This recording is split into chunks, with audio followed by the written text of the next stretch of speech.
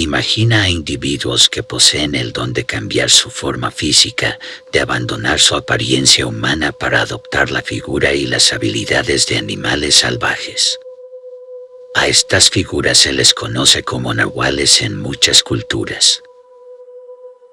Sus transformaciones pueden variar. Algunos se convierten en lobos, jaguares, coyotes, aves nocturnas y más.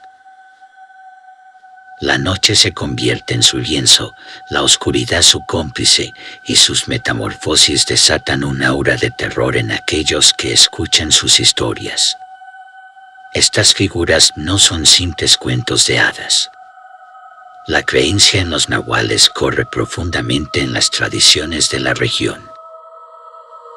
Algunos los consideran guardianes de la naturaleza, capaces de mantener el equilibrio entre el mundo humano y el mundo natural. Otros los ven como seres peligrosos y oscuros, con la capacidad de usar sus poderes para causar daño y sembrar el caos. La noche, envuelta en misterio y sombras, es cuando los nahuales despiertan su poder. Se dice que su transformación no solo cambia su forma, sino también sus deseos y motivaciones. Los cazadores se convierten en bestias depredadoras, deslizándose silenciosamente en la oscuridad en busca de su presa. Los curanderos pueden adoptar la forma de animales que representan la curación y la sabiduría. En algunas historias, las transformaciones son voluntarias, mientras que en otras son desencadenadas por fuerzas oscuras y desconocidas. A menudo, los nahuales se ven involucrados en leyendas de brujería y hechicería, donde su capacidad para cambiar de forma los hace tanto aterradores como poderosos. Se dice que las noches de luna llena son especialmente propicias para estas metamorfosis, cuando la línea entre lo humano y lo animal se difumina. Tal como es la siguiente historia que nos hace llegar un suscriptor.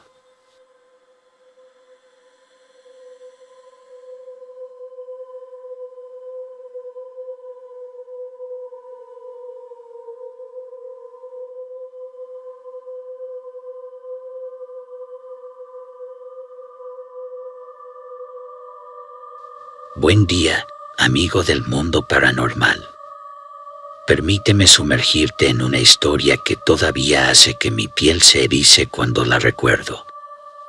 Mi tío nos confió este relato hace más de 2 décadas, y su inquietante naturaleza nunca ha dejado de perseguirme.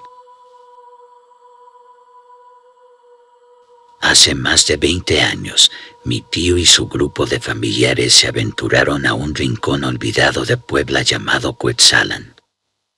El motivo de su viaje era sencillo: reunirse con parientes y restablecer vínculos que habían sido oscurecidos por el paso del tiempo.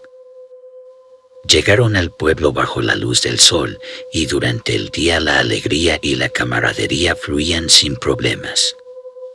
Sin embargo, la noche aguardaba con sus secretos sombríos.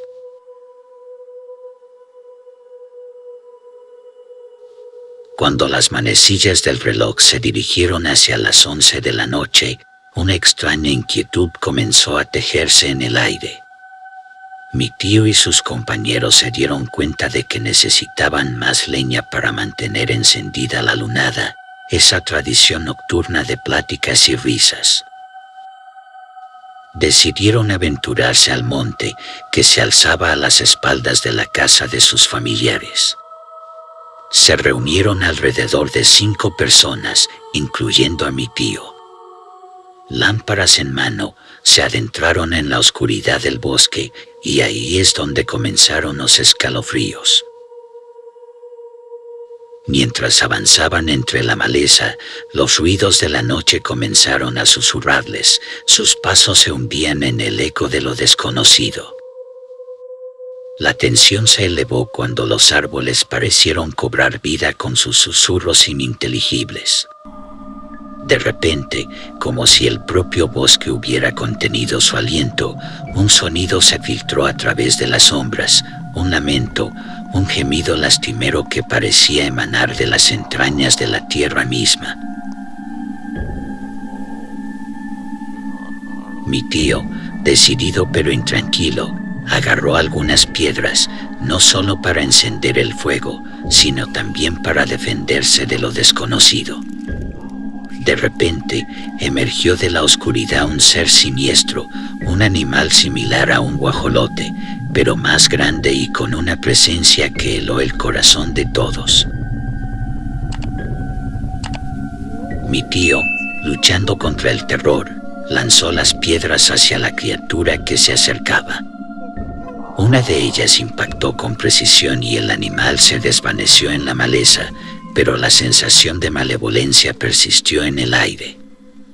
Cuando los familiares de mi tío se acercaron a ver qué ocurría, este compartió su encuentro con la criatura. Sin embargo, el silencio reinó, como si el bosque hubiera absorbido el eco de su historia.